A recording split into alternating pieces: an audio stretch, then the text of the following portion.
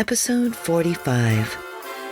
Greetings, and welcome into the Pawtuxet General. I am your creepy host, Jess, ready to talk about a Pawtuxetish Halloween. So buckle up, Buttercup. We've got an epic recipe, Halloween drinks, hidden ghost stories, and a special guest event House on the Corner series from a townie close to the General, The Case of Sister No Face. This one isn't for the faint of heart, but is the very spirit of our Halloween celebration. And when I say epic recipe, I mean pumpkin cheesecake, tall, creamy, and the most comforting part of Halloween. But first, we must thank our Patreon subscribers, because these frightening folk are the chocolate vampires, werewolves, mummies, ghouls, gas, ghosts, apple cider, candy, and the orange, black, and brown crepe paper tied into web shapes that is the Pawtuxet General, without whom we would merely be pumpkins. If you would like to become one of these fall festive, fantabulous folk, perhaps you like what you hear. Check out our page on patreon.com or simply follow the scary link in the show notes. Let's start with a pumpkin cheesecake. If you're going to have an epic Halloween celebration, and I hope you do, then you're going to need an epic dessert. I'm here to give you what you need. Pumpkin cheesecake. That's right. Tall, creamy, graham crackery forkfuls of love.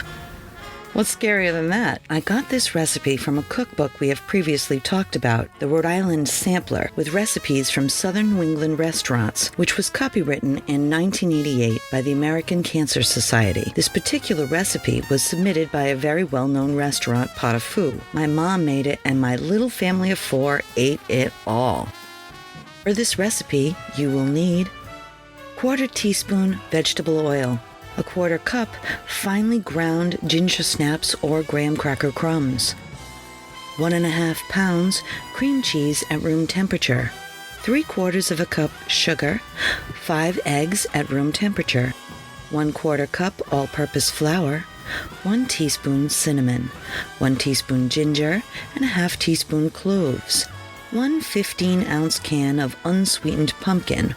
Or this would be a great time to take that pumpkin that we talked about in episode 44 out of your freezer, defrost it, and give it a real good blend. And then Bob's your uncle, no can taste. Don't forget the springform pan. Preheat your oven to 375 degrees. Coat the bottom and the sides of a 10-inch springform pan with oil. Pat cookie crumbs over the bottom and lower half of the sides of the mold to form a thin crust. Then, wrap the outside of the pan in aluminum foil. In a large bowl, beat the cream cheese and sugar until smooth and fluffy, about 15 minutes.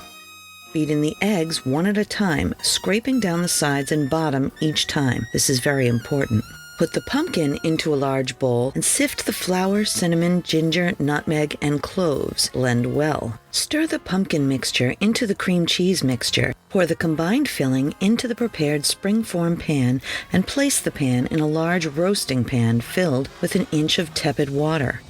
Bake for 10 minutes. Then reduce the temperature to 325 degrees Fahrenheit and continue to bake for 45 minutes. When the top of the cake is set, turn off the oven and let the cake sit in the oven for another 20 minutes with the door partially open. Then, remove the cake from the oven and let it cool in the pan on a rack. Cover and refrigerate for at least 4 hours, but preferably overnight. Serve it with whipped cream, and it says that it serves 16, but I still maintain that it's so good it's more like 8. So knock it out of the park this year, and enjoy. Ooh, spooky cocktails. It doesn't matter if you go with an old-fashioned Bloody Mary or a glow-in-the-dark gin and tonic using tonic water and a black light, or a purple people eater with blue curacao, grenadine, vodka, and lemonade. All are spooky and could be made into mocktail recipes. Anything mixed with Empress gin is gorgeous and begs to be dressed up with marigold flowers for that seasonal feeling. For this season, I'm going full tilt with a Zombie King. This green, complex, but easy-to-make drink sounds and tastes much better than it looks.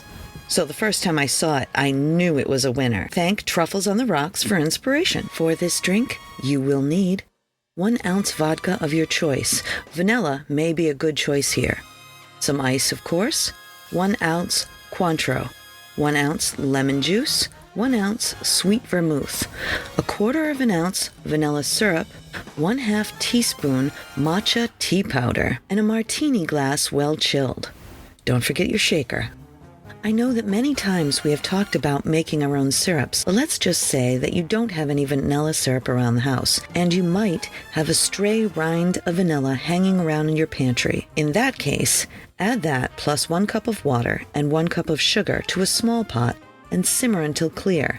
Then chill it to use in whatever you want, including this mean green Halloween cocktail, the Zombie King. Take your shaker and add all the liquids, vodka, Cointreau, lemon juice, sweet vermouth, and vanilla syrup. Then add the matcha powder and stir with a bar spoon for a few seconds before adding the ice and shaking for about 15 seconds or so. Pour into your chilled martini glass and enjoy while I tell you a little bit more about the White House on H Street. We weren't there very long. It was easy to get out of the lease when the house itself seemed to fall in on us. One night after changing our clothes from outside to indoor comfy clothes, we left the bedroom and shut the door, walked into the kitchen to start supper, and heard a deafening crash come from the room we had just left a few seconds before. We opened the door to see that the ceiling had fallen in on the bed where we had been sitting changing our shoes, and only there, not the floor around it. Just our bed was ruined. But that's not all. Shadows seemed to move in the corner of your eye at least once a night. Family photos showed strange faces in the windows behind us. The downstairs neighbor told us that the previous owners died in the building. None of this was reassuring, especially considering the Christmas fire as told in episode 44. By the end of January, I wanted out. Desperately. One by one, everything failed in the house. The plumbing, the heat, the electricity. Maintenance men came and left every day, scratching their heads. Things they had fixed the day before, undone. I searched high and low for an apartment. Our happy little group bickering and startled every day. So when I walked my eldest back and forth to school, I would dream while walking through the neighborhood. Which house would I want to live in? If I could magically just choose, which one would it be? Somewhere safe, with a backyard for the kids to play. Somewhere not haunted, with hot water. As I walked, I always came upon what I thought was the one. A house that looked like a ship on a dead-end street with a backyard covered with moss, so soft on little feet. It seemed perfect. However, that was a dream. And moving costs money, and I was cocktail waitressing at the time. One night, I overheard 2 of my coworkers arguing about an apartment that they were supposed to move into before they broke up. They had started fixing it up, but hadn't gotten very far before they decided to split. She said to me, when I asked where it was because everyone knew that I was looking for a place, "Oh yeah, by the way, it's very close to where you are now." I asked the address, and it was the ship house I had so admired. However, the landlord didn't trust my coworkers since they had left so abruptly. So when they went to him with my interest, he wasn't. To get this close when I knew that we belonged there vexed me. So I wrote a convincing letter to the landlord, who agreed to let us move in. Everything I organized to move fell through. Friends had strange episodes that deterred them from helping. The movers I hired fell through. Precious family pieces broke. I would not be stopped. I moved us by myself while my husband worked with a baby in the jerry pack and a red radio flyer wagon. Sideboards, dresses, toys, boxes, everything, while the shadow watched from the baby's window. It still makes me shiver. But eventually, we moved into the ship house with hot water and electricity, and we felt safe, or at least relieved, to be free of the White House of H Street.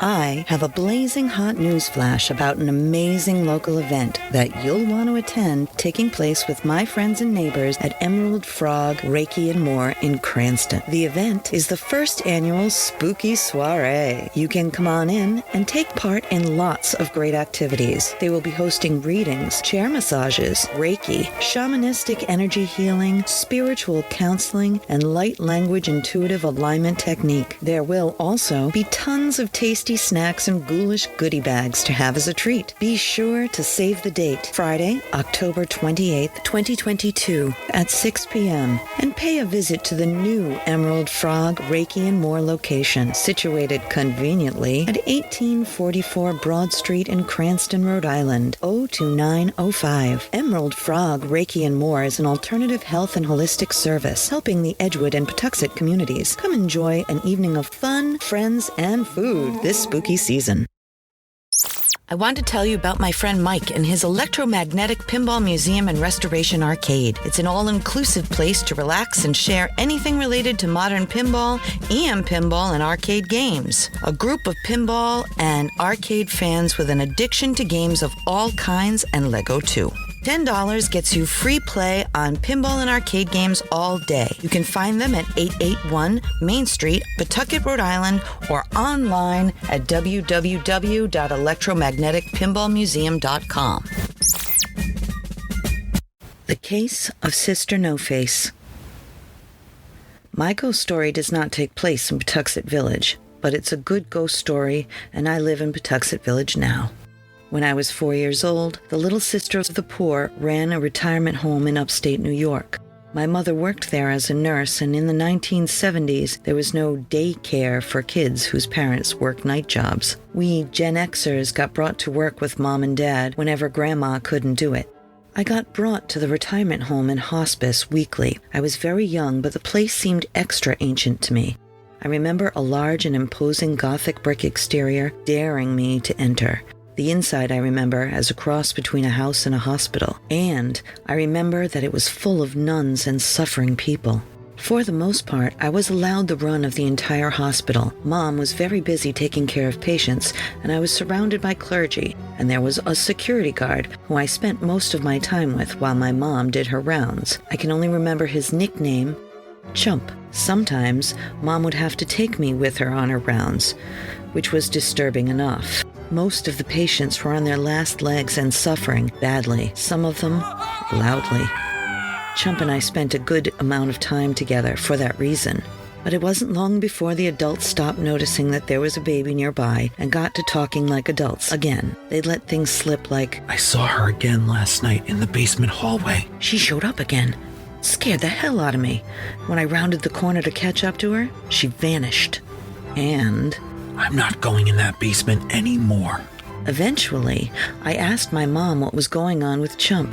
My mother told me that he and several other staff, patients, and clergy had reported seeing a person who did not belong in the hospice, wandering the halls and checking in on the patients. The specter dressed in a black and white nun's habit and wore a long rosary around her neck. She moved slowly and never spoke. Chump saw her frequently in the basement, where he would try to confront her, only to turn a corner behind her to find an empty room. Nobody saw her face, mostly. Then, the patients complained about her, coming in and leaning over them menacingly. When asked for a description of the offender, they could not give one. No face. She had no face. So now, there was a name to go with the haunter. Sister No Face. You would think that this would terrify my little child mind, but I was fascinated by Sister No Face, and I went looking for her every chance I got. Chump would keep catching me and sending me back up to the main lobby, and I would keep on trucking down to the basement and up to the patient floors, looking to get a meeting with good old Sister No Face. It became problematic, because I would walk into elderly people's rooms at night and ask, "Have you seen Sister No Face?"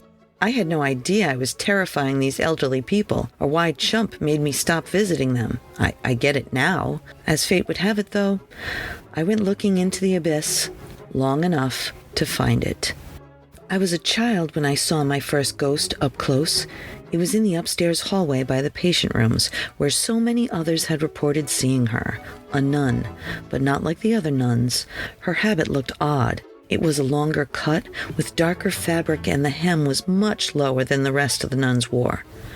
Her entire face was obscured by her head covering. Her rosary hung low to the ground.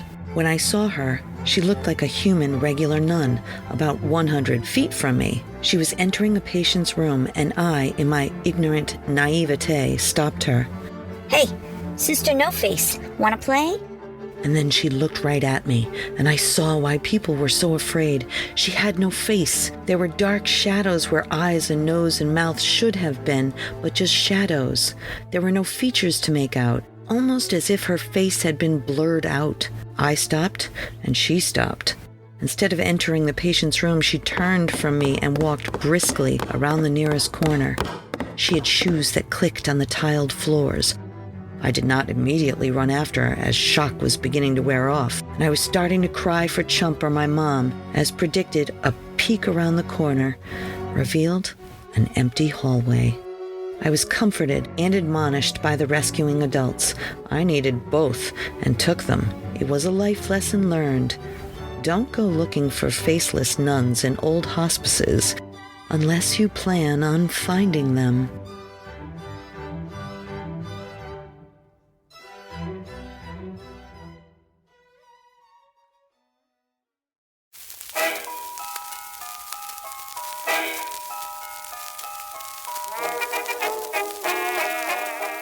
Thank you once again for joining us here at the PG. We hope you've had a spooky time. And if you have a ghost story, question, or would like to book a pop-up general store to your event, or perhaps would like to advertise with us, our email is jess@pawtuxetgeneral.com.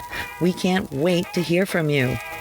We are going to take a little break, but we will meet you right back here in 2 weeks. Patreon subscribers need not worry, though. You will be receiving extra content in the form of recipes and photos that go with the episodes. So, happy Halloween!